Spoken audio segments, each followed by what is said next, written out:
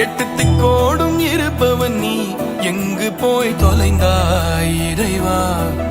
கருங்கல்லான உனை நான் பொழுதும் தொழுதேன் போதவில்லையா? வாடி வதங்கும் ஏழையை நீயும் வதைத்தானாகுமா? கோடி விளக்கை ஏற்றி நீ ஊதியடைத்தால் நியாயமா? கண்ணீரே வழித்துணையா நின்றேனே, இது விதியா?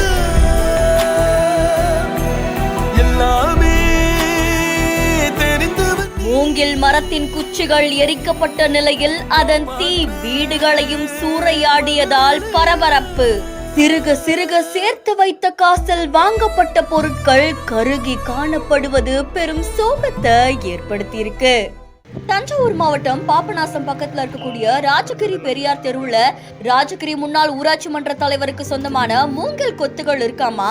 அதே பகுதியை சேர்ந்த ராஜா அதுக்கப்புறமா கிருஷ்ணன் அப்படின்றவங்க என்ன பண்ணிருக்காங்கன்னா அதை சுத்தம் செய்யறதுக்காக போயிருக்காங்க. அப்ப மூங்கில் கொத்துக்கு கீழே இருந்த அந்த குச்சிகளை அழிக்கிறதுக்காக தீயிட்டு கொளுத்திருக்காங்க. இதனால தீ மளமளன்னு எரிய ஆரம்பிச்சிருக்கு. அது பரவன நிலையில அக்கம் பக்கத்துல இருந்த வீடுகளுக்கும் அது பரவ ஆரம்பிச்சிருக்கு. இதனால அதே பகுதியை சேர்ந்த 45 வயதாக ஜான்சன் அப்படின்றவருடைய குடிசை வீடு முற்றிலும் எரிந்த நிலையில காணப்பட்டிருக்கு.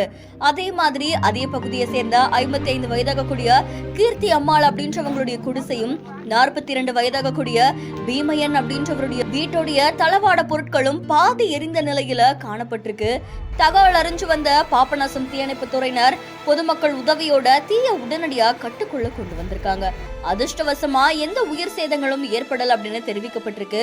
ஆனா கஷ்டப்பட்டு காசு கொடுத்து வாங்கின பொருட்கள் இப்படி தீயல எரிஞ்சு கருகி காணப்படுறது ரொம்பவே சோகத்தை ஏற்படுத்தி இருக்கு அப்படின்னு தெரிவிக்கப்பட்டிருக்கு.